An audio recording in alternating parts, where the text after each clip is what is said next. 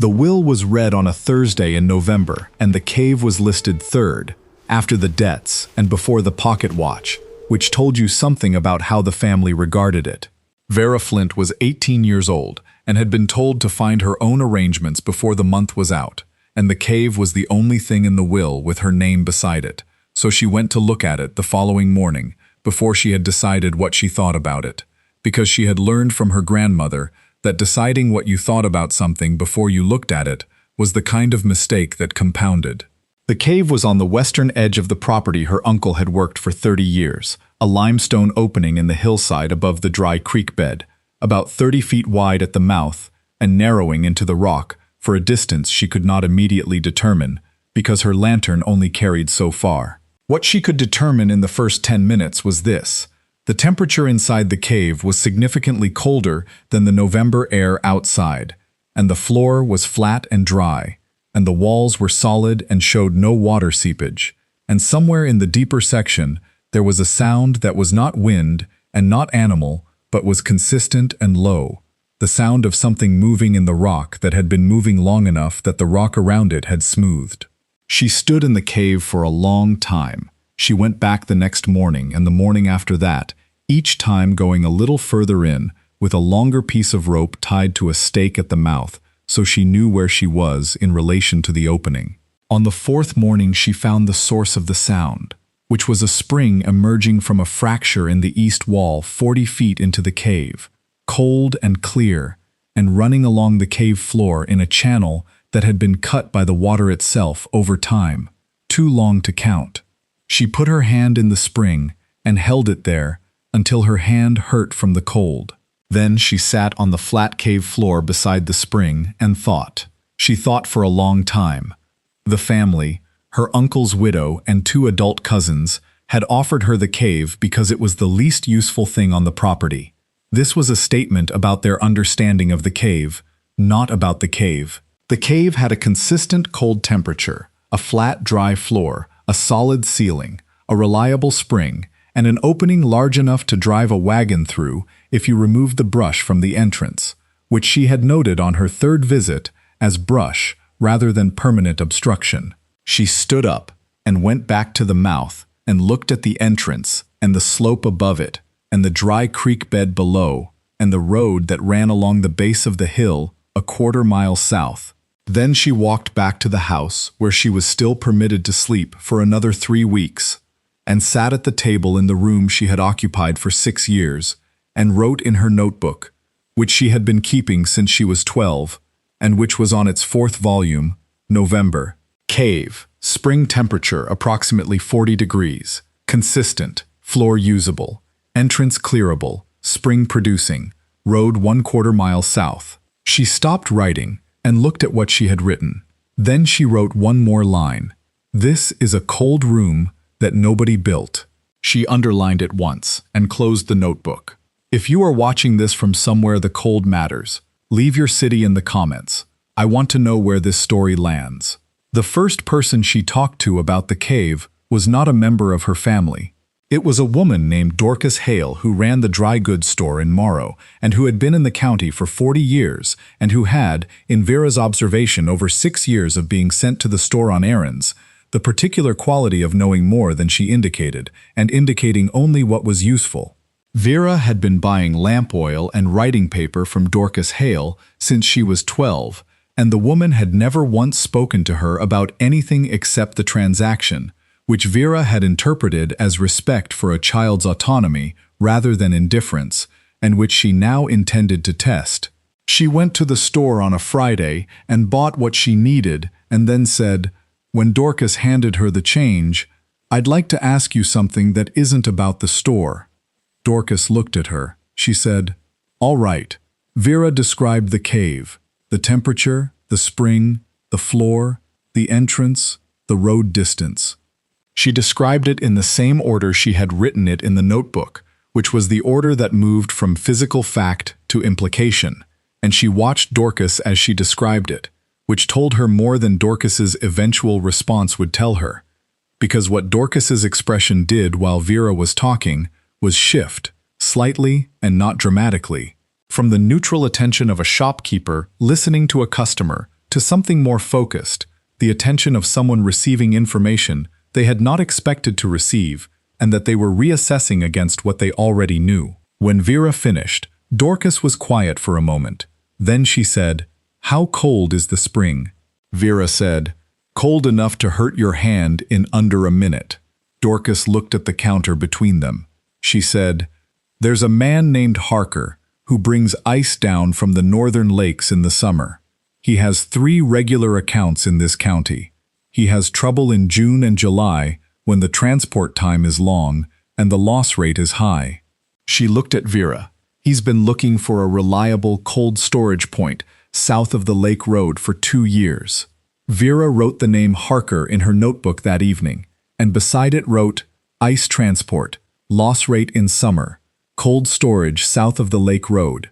She wrote, "Go to him before he finds somewhere else." She went on a Monday.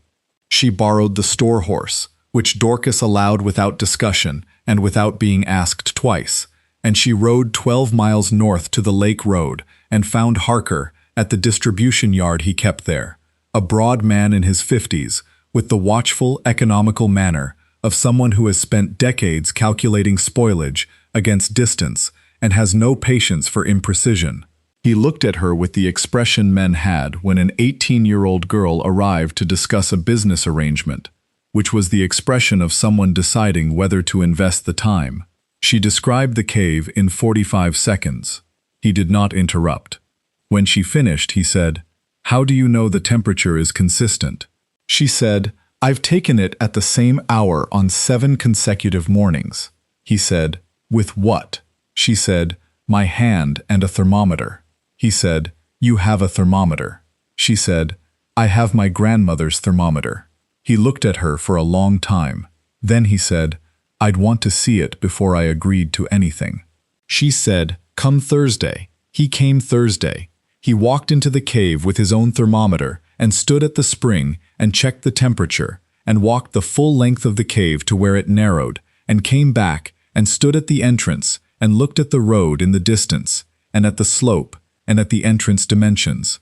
He said, "You'd need to improve the road from the county track to the entrance. The grade is workable, but the surface isn't." Vera said, "I know. I'd need help with the road." He said, "I have a crew. I'd put the road in as part of the arrangement." She said, "The arrangement being what, exactly?" He said, "I store ice in your cave from May through September. I pay you a monthly storage rate.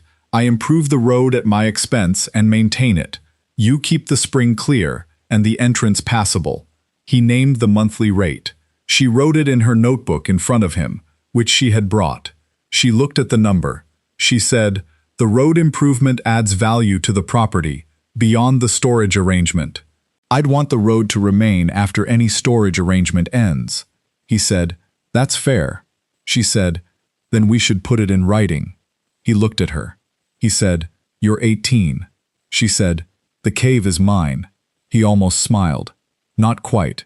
He said, "Get a lawyer to draft it and I'll sign." She got a lawyer.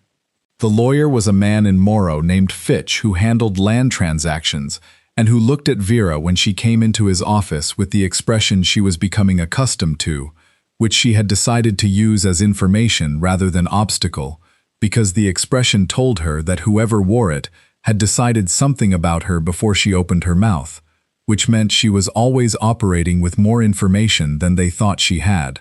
She told Fitch what she needed. He drafted it. The agreement was signed by the end of November, which was also the week she moved out of her uncle's house, which she did with 2 bags and the notebook and her grandmother's thermometer, and without ceremony, because the ceremony would have required people to perform feelings they didn't have, and she had no interest in performing feelings she didn't have either. She moved into the cave. This was not the plan she had described to Harker or to Fitch, because it was not a plan that benefited from description. The cave had the spring and the flat floor and the solid walls and a consistent temperature, and was, practically speaking, the most structurally sound shelter available to her at no cost, and she was 18 years old with very little money and no family arrangements and a storage agreement that didn't pay until May. She built a sleeping platform from lumber she bought at the mill and installed it at the cave's mouth, where the temperature was closer to the outside air, because sleeping in the full cold of the deeper cave was not practical. She hung canvas across the entrance for the winter, which kept the wind out and let enough light in during the day that she could work without the lantern. She worked. The road crew Harker sent in the spring was 4 men who arrived in April and worked for 3 weeks improving the grade and surfacing the track from the county road to the cave entrance, and who regarded Vera, who was present every day and had opinions about the drainage on the south side of the track, with the calibrated attention of men deciding whether someone's opinions were worth incorporating. Her opinion about the drainage was correct, which they discovered on the second day when the rain came and the south side of the track ran exactly where she had said it would run, and after that, they incorporated her opinions without requiring her to repeat them, which was the only form of professional respect she had ever been interested in. The first ice delivery was in May. Harker came with it himself to supervise the first placement. The blocks carried on sleds from the wagons into the cave and stacked in the configuration he had worked out based on the cave's dimensions, which he had measured on his first visit and which Vera had already sketched in the notebook. She watched the placement and noted 2 inefficiencies in the stacking pattern that would affect the melt rate. She did not say anything during the first placement. She mentioned them to Harker afterward, with the sketch in the notebook showing the alternative configuration and why it would hold temperature longer. He looked at the sketch. He said, "Where did you learn stacking patterns for ice storage?" She said, "I worked it out from the cave's airflow. The cold comes from the spring. If you stack against the east wall, you're working with the cold's natural direction. The current pattern works against it." He took the notebook and looked at the sketch for a long time. Then he said, "Can you show my crew?" She showed his crew.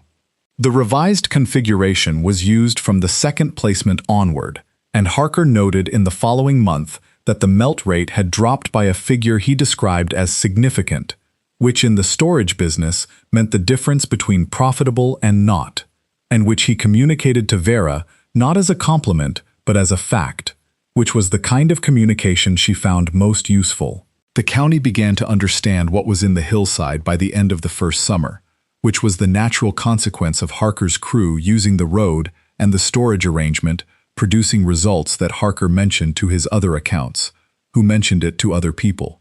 What the county understood was incomplete, because what the county could see was a road and a cave and an ice storage arrangement, and what it could not see was the notebook or the thermometer readings or the spring configuration sketch, or the fact that the 18-year-old girl who had been turned out of her uncle's house in November was sleeping at the mouth of the cave on a platform she had built herself, and was developing a working knowledge of cold storage physics that was outrunning anyone else's in a 50-mile radius. The second arrangement came from the cheese. A woman named Ruth Gallen, who made cheese on a farm 6 miles east, had a summer problem that was the same as every summer problem in the county, which was temperature, and which she had been solving at increasing cost by building progressively larger and more elaborate cold rooms that still could not match the consistent cold of a limestone cave with a natural spring. She heard about the cave from a man who had heard about it from one of Harker's crew, and she came in July with the directness of a woman who has spent too long and too much on an inferior solution and is not going to pretend the superior solution requires more consideration than it does. She looked at the cave for 15 minutes, and then she looked at Vera and said, "What would you charge for aging space?" Vera had been thinking about this since June, which was when she had first calculated the cave's total usable volume against the space Harker's ice occupied, and understood that there was significant unused capacity that was doing nothing except maintaining its temperature, which it would do regardless of whether anyone used it. She named a figure. Ruth Gallen said, "Per month." Vera said, "Per month. Per shelf unit. I supply the shelving." Ruth said, "When can I start?" Vera said, "The shelving takes 2 weeks." It took 10 days. She built the shelving herself from lumber she bought on credit against the Harker payments. A decision that required the careful arithmetic she did in the notebook every week. The kind of arithmetic that had no room for rounding errors because the margin was exact, and she knew it was exact, and managed it accordingly. Ruth Gallen moved her first aging rounds into the cave in August, and came back every 3 days to check them in the way of a woman who has been managing temperature-sensitive product long enough to know that checking and not checking produce different results. She never found a problem. The cave's temperature was what it was every day, which was the point, and which Ruth communicated to the woman who made the second cheese inquiry in September and the man who made the third in October, both of whom Vera met with, and both of whom she took on at the same rate with the same terms, which she had written up as a standard agreement after the Ruth Gallen conversation, and which Fitch had reviewed and said were sound. By the end of the first year, the cave had 3 cheese producers, 1 ice storage contract, and a road that the county had started using as an informal shortcut because it was better maintained than the parallel track. Vera was 19. She had moved off the sleeping platform in June and into a small structure she had built against the south face of the hillside, 2 rooms with a proper floor and a chimney and a door that latched, using lumber she had bought and skills she had assembled from a book she found at the lending library and from watching the road crew work in April, and from the particular stubbornness of someone who understands that the cost of hiring a carpenter is borne once, and the knowledge of building is carried indefinitely. The notebook was on its 5th volume. She wrote in it every evening the day's income and expenses and observations about the cave's temperature variations through the seasons and what produced them, and what the cheese producers needed that she was or wasn't providing, and what Harker had mentioned about his operations in the northern counties, and what it suggested about the supply chain she was positioned within. She was thinking in supply chains by October of the first year. This was the natural consequence of being at the junction of one. The cave was not a product, it was infrastructure, and infrastructure's value was determined by what moved through it and how reliably it held condition during the movement. Ice moved through it, cheese aged in it. What else could hold condition in a consistent 40-degree environment that nobody else in the county had access to was the question she had written on a fresh page in September and was adding to in the evenings, a list that grew slowly but grew. Butter. Certain medicines, seeds with specific germination temperature requirements, fresh meat in transit to distant markets.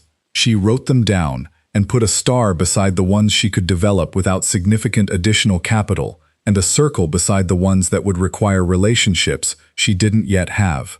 Butter got a star. She went to the dairy farmers in November. There were 4, within reasonable wagon distance. 3 of them had been managing summer butter quality the same way Ruth Gallen had been managing summer cheese quality, which was inadequately and at cost. The 4th had solved it with a substantial investment in a purpose-built cold room that was working, but that she had described to her husband as the most expensive decision she had ever made that she wasn't certain was right. Vera met with all 4 in November and December, 1 per week, the same way she had met with Harker, which was at their operations rather than at the cave, because coming to someone on their ground was more respectful than asking them to come to you when you were still unknown, and respect was a more efficient foundation for a business relationship than any alternative she had tried. She signed 2 butter storage agreements by January. She had 4 cheese producers and 2 butter accounts and the ice contract and the road, and she was 19 years old and sleeping in a 2-room house she had built on the south face of the hillside above the cave that had been listed in a will after the debts and before the pocket watch. The second year was the year she understood what she had, not in the abstract way she had understood it on the 4th morning when she found the spring and sat on the flat cave floor and thought for a long time, in the specific, innumerable way of a person who has been running the numbers for 12 months and can see what they produce over 12 more. The numbers produced a picture that required a decision, which was whether to maintain the cave as it was, a local cold storage facility serving 6 accounts, or to develop it into something the numbers said it could become, which was a regional cold chain node serving producers across multiple counties who had no access to consistent temperature storage and were losing significant product and margin to that absence every summer.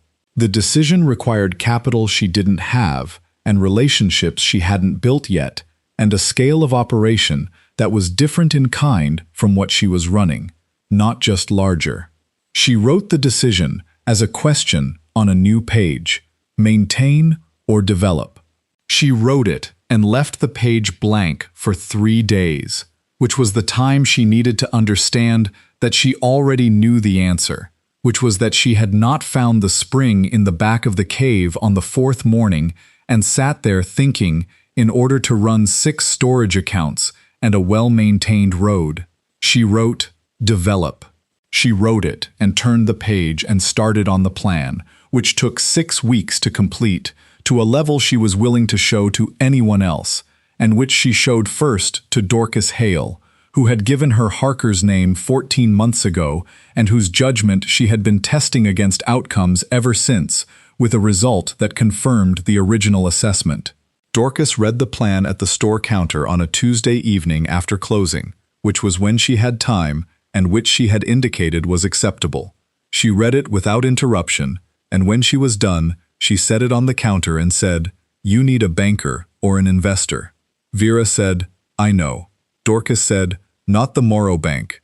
They'll see 18 months of operation and think small." She thought for a moment. "There's a man in the territorial capital who invests in freight and cold chain operations. His name is Aldridge. He's been looking for a cold storage node in this part of the territory for 3 years. Vera wrote the name. She said, "How do you know about him?" Dorcas said, "I know about most people who move freight through this part of the territory. I've been doing this for 40 years. She picked up the plan and handed it back to Vera. "Write to him before you go to see him. Show him the 12-month numbers first. If the numbers don't get his attention, the plan won't either." The numbers got his attention. Aldridge's response to her letter arrived in 3 weeks, which was faster than she had budgeted for, and requested a meeting at the cave rather than at his offices, which told her that the numbers had produced exactly the response she had intended, which was the response of someone who wants to see the thing before he decides what it's worth. He came on a Friday in March, a compact man in his 50s, who arrived with a survey instrument and a ledger of his own, and who walked the cave for an hour before he spoke to Vera about anything except the dimensions he was measuring. She let him measure. When he came back to the entrance, he stood in the light and looked at her and said, "The spring. Year-round," she said. "It's been running since before my uncle owned the property. There's no record of it stopping." He wrote something in his ledger. He said, "The road access is better than I expected." She said, "I had input on the drainage." He looked at the road. He said, "The proposal you sent, the regional network. You're describing 4 additional cave sites." She said, 3, confirmed by local survey. 1 probable. The confirmed sites have natural cold sources. 2 springs, 1 section of deep limestone, with passive thermal mass. Aldridge looked at her. He said, "You've surveyed them yourself." She said, "I've walked them." "A geological survey would confirm or correct what I found," he said. "You're asking for capital to do the survey and develop the sites," she said. "I'm asking for capital to do the survey, develop the 2 strongest sites, and establish the wagon route connecting them. The other sites follow from revenue."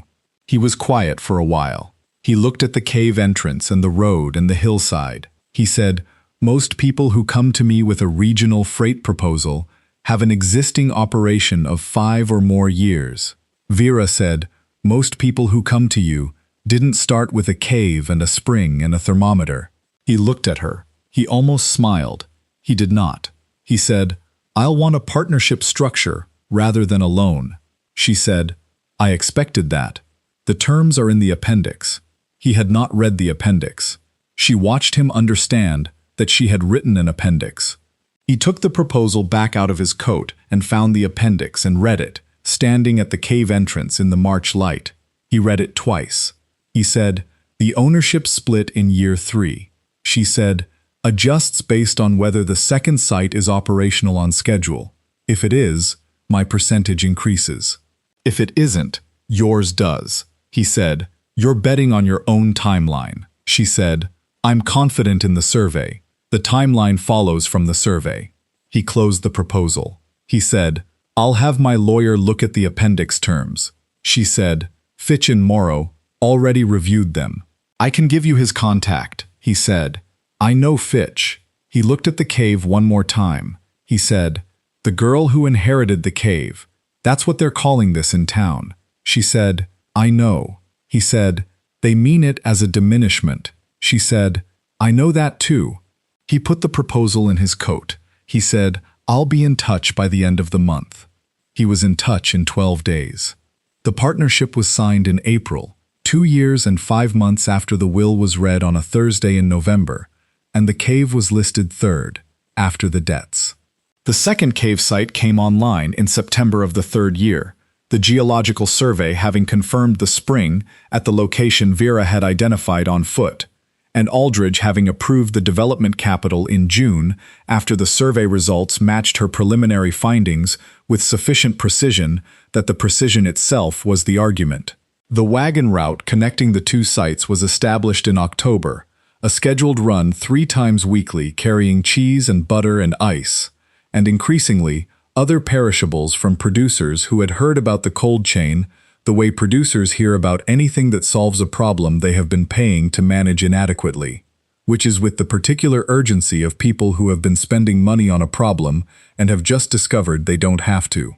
By the end of the third year, there were 22 producers using the network across 2 counties, and Vera was 21, and had hired a woman named Kit to manage the cave operations on a daily basis, because Vera was spending 4 days of every week on the road, visiting producers and surveying sites, and having the kinds of conversations with county officials and freight operators that were the connective tissue of a network rather than the operations of a single facility. Kit had been managing the accounts at a dry goods store before Vera found her, and had the quality Vera looked for in people she hired, which was that she asked good questions and wrote down the answers. The fourth arrangement came from the railroad, which arrived in the county in the 4th year. The survey for the line had been public knowledge for 2 years, long enough that Vera had been thinking about what it meant for cold chain logistics since the survey was announced, and had been building toward a specific conversation with the railroad's provisioning office since she understood where the nearest depot would be, which was 4 miles from the original cave. She went to the provisioning office in the 5th month of the 4th year and described what the cold chain network could do for perishable freight on the new line. She brought the 4-year numbers and a map of the network and the 3 confirmed additional sites she had surveyed in the 3rd year and had not yet developed because the capital had been directed to the wagon route. The provisioning manager was a man named Colbeck, who had the brisk, time-bounded manner of someone who receives proposals constantly and has developed the ability to determine their merit in the first few minutes of a presentation. He did not try to determine this one's merit in the first few minutes. He asked 12 questions over the course of 2 hours and took notes on all of them, and said at the end, "The site 4 miles from the depot. What's the access road situation?" Vera said, "County road to within a 1/4 mile. The 1/4 mile is a track I maintain. It's rated for loaded wagons." He said, "If we formalized a freight arrangement, I'd need the access road to depot standard." She said, "Define depot standard, and I'll tell you if the track can be upgraded or if we need a new line." He defined it. She looked at the track dimensions in her notebook from the last survey she'd done in October. She said, "The grade is right. The surface needs 8 inches of gravel base and drainage work on the east side." He said, "I'd want a structural assessment from our engineer." She said, "Schedule it when you're ready." He scheduled it. The engineer came, assessed, confirmed, and the formalized freight arrangement was signed 3 months later. Aldridge came to see the original cave on the day the agreement was signed, not for any functional reason, but because he had been part of the operation for 2.5 years and had attended every significant development in it, and this was a significant development, and he was the kind of man who marked significant developments by being present. He stood at the cave entrance and looked at the road and the hillside and at the wagon route map Vera had brought out to show him the network as it now stood, 4 sites in 2 counties, with the 5th under development and the railroad arrangement layering over the top of everything. He said, when the will was read. She said, it was listed 3rd. He said, after the debts. She said, and before the pocket watch. He looked at the cave entrance. He said, your family's assessment of its value was not accurate. She said, their assessment was accurate for their understanding of it. Their understanding was incomplete. He said, that's a generous interpretation. She said, it's a precise one. The cave was worthless to them because they didn't know what the cave was for. That's not the cave's limitation. It's theirs. He was quiet for a moment. He said, the 5th site, you're confident. She said, the spring is stronger than the original. The limestone formation is deeper. If it performs the way the survey suggests it will, it becomes the anchor of the northern section of the network. She looked at the map, which is what I need before I talk to the freight operators in the northern counties. He said, which you intend to do. She said, in the spring.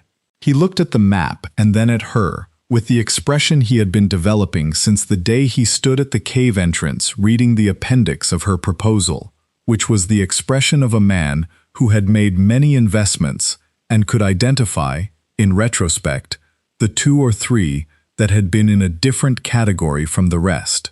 He did not say this out loud, because it was not the kind of thing that needed to be said out loud, and because she already knew it, which was another thing about her that placed her in the different category. He put his hat on and went back to his wagon.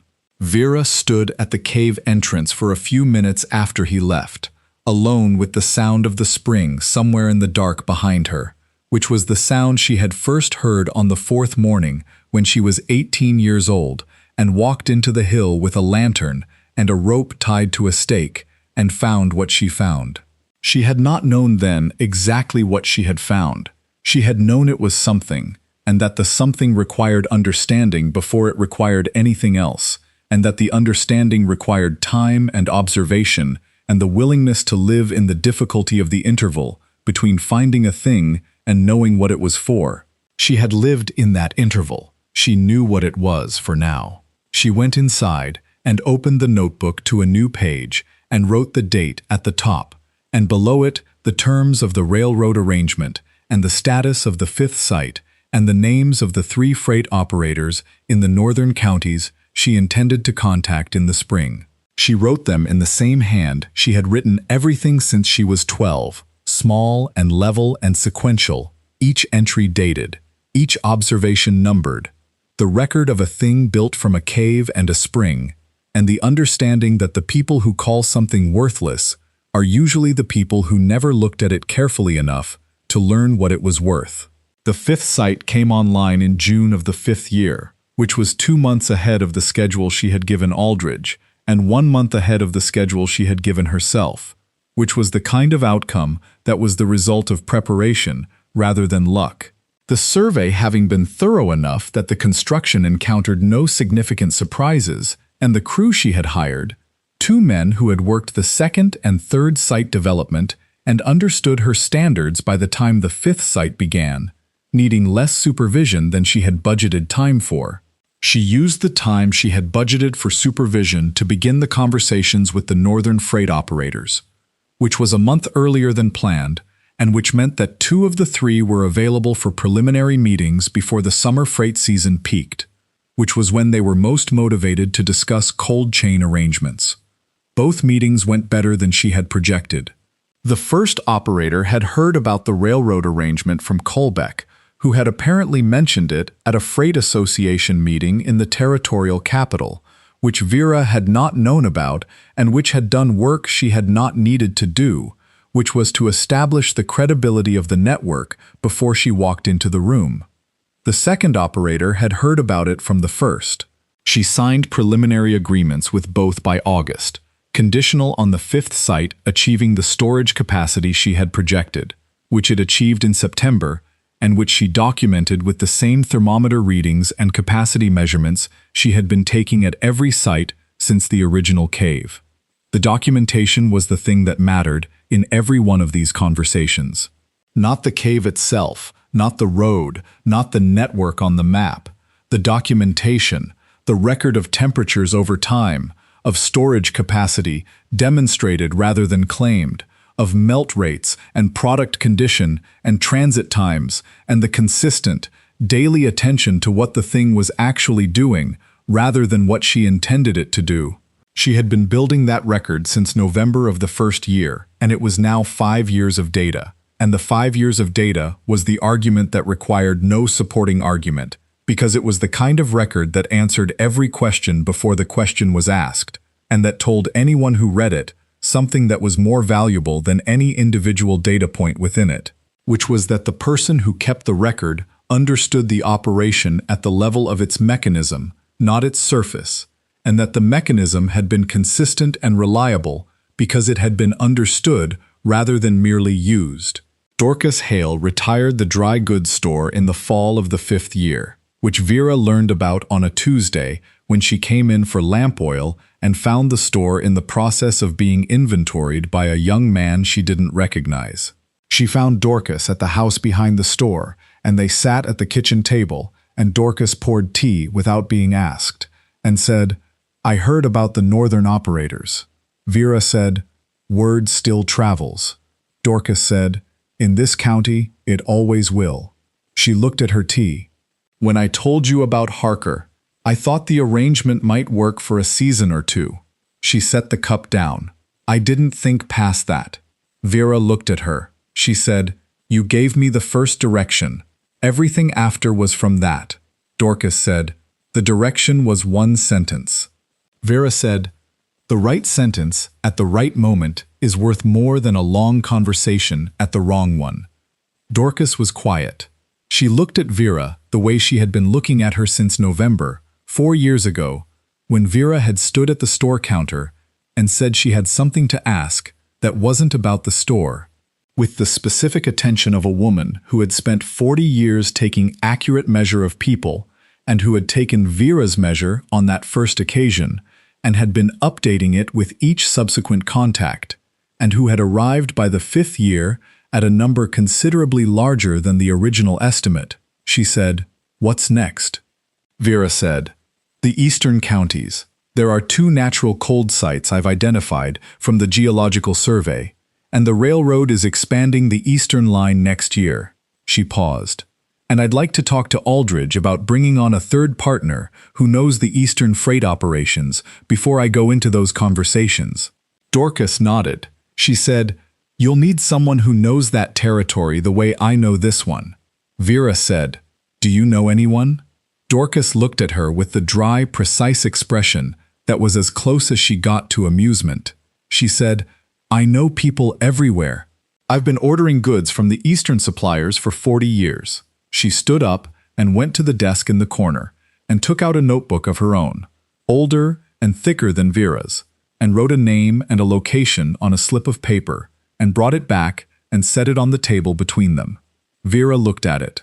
She said, "You knew a contact in the eastern freight operations."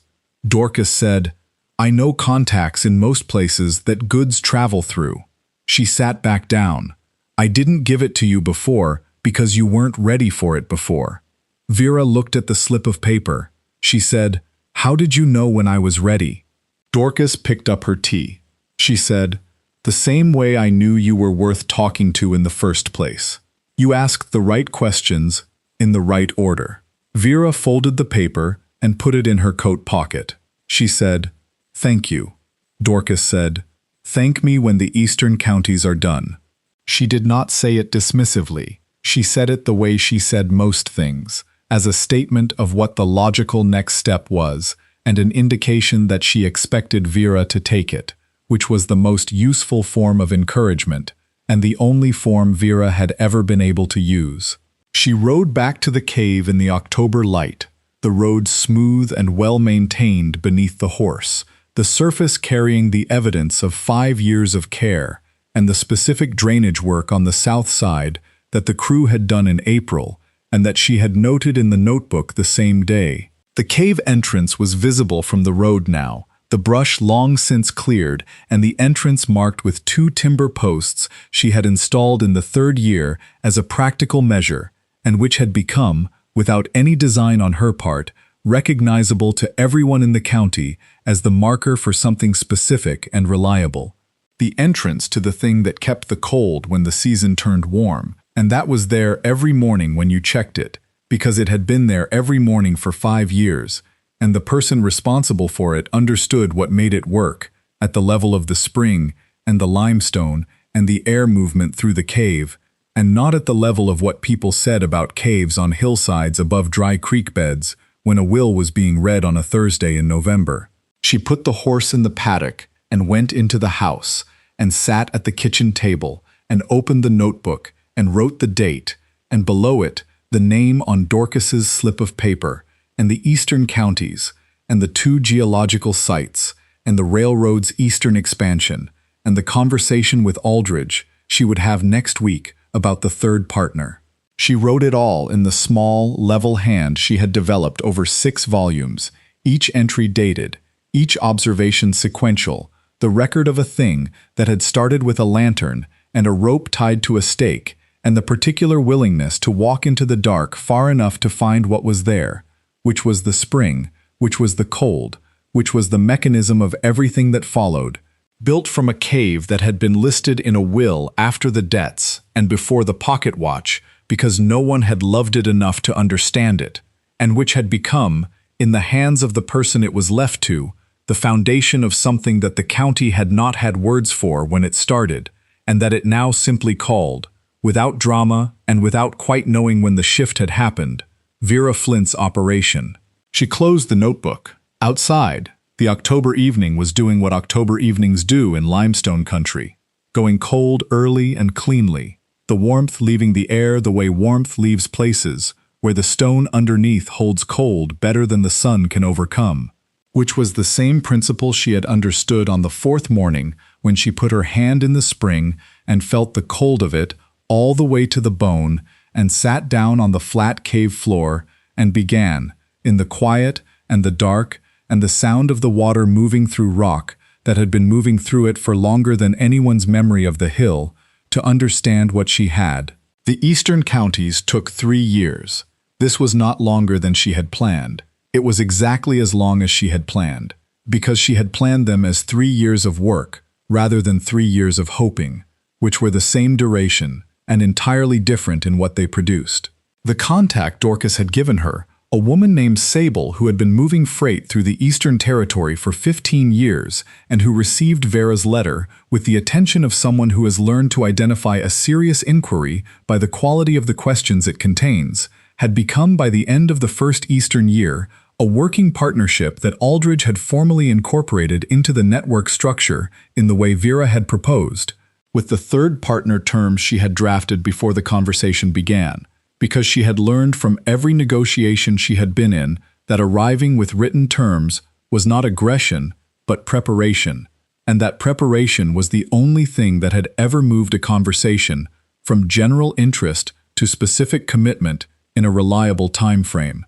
Sable knew the eastern freight routes the way Dorcas had known the county, which was completely and from having paid attention over a long period rather than from having been told, and the combination of her freight knowledge and Vera's cold chain infrastructure produced, in the 2nd Eastern year, the network's most significant expansion, 4 new sites in 3 eastern counties, and a 2nd railroad arrangement that doubled the freight volume moving through the system. Vera was 24. The network had 11 sites across 5 counties and 2 railroad arrangements and freight partnerships, with 6 operators and storage accounts for 61 producers, a number she had written in the notebook on the night it crossed 60 and had looked at for a long time before she wrote anything else, because 61 was a number she had not had a plan for when she was 18 and sitting on the flat cave floor beside the spring, and the absence of a plan for it was not a failure of vision, but an accurate understanding of the relationship between what you could see at the beginning of a thing and what a thing became when you built it correctly over time, which was always more than the beginning could show you and always exactly the result of the work rather than anything else. She walked the original cave on a morning in the 6th year, alone, with a lantern the way she had walked it on the 4th morning, going all the way to the spring and crouching there and looking at the water coming out of the fracture in the east wall. The spring ran the same way it had always run, cold and clear and consistent, indifferent to the 6 years of consequence it had produced, doing what springs do when they have been doing it long enough, which is nothing that looks like intention, and everything that functions like it. She put her hand in and felt the cold reach her wrist and keep going, and she held it there, the way she had held it on the first morning, until it hurt. Then she stood up and carried the lantern back to the entrance and stood in the light. The road was visible from the entrance, smooth and maintained, the drainage on the south side working the way the road crew had built it and the way she had ensured it worked every season since. The 5th site was 3 hours north. The Eastern Network was 2 days' ride. Sable was in the capital this week working the 2nd railroad arrangement. Aldridge was reviewing the year's figures, which she had sent him on Monday. Kit was managing the daily operations at the original 3 sites. The notebook was in her coat pocket, 7th volume, the entries running from the 1st November to this morning without a gap, each one dated, each one numbered, the complete record of a thing built from a spring in the back of a cave that nobody had been curious enough to walk 40 feet into the dark to find. She came out of the cave and stood in the morning light and looked at the hillside and the road and the dry creek bed below, which had not changed since the November morning she had first come up the slope with a lantern, and thought about the will being read on a Thursday, and the cave listed 3rd, and the family's understanding of what she had been given, which was nothing, and her own understanding of what she had been given, which was this, all of it, built from the correct understanding of a single thing. That was the whole story. The thing was not worthless. The thing had never been worthless. The thing was worth exactly what you were willing to understand about it, and she had been willing to understand it completely, which had taken 4 mornings with a lantern and a rope and her grandmother's thermometer, and the particular willingness to go further into the dark than was immediately comfortable, in order to find what was there. She went back to the house and made coffee and sat at the table and opened the notebook to a fresh page and wrote the date and started the day's entries, which began, as they always began, with the temperature at the spring, taken at the same hour every morning for 6 years, a number that had not varied by more than 2 degrees in all that time, which was the number that the whole thing rested on, consistent and cold and entirely reliable, the way a thing is reliable when it comes from the earth rather than from what people decide about the earth, which is always less permanent and always more wrong and always, in the end, corrected by anyone patient enough to walk far enough into the dark to find out.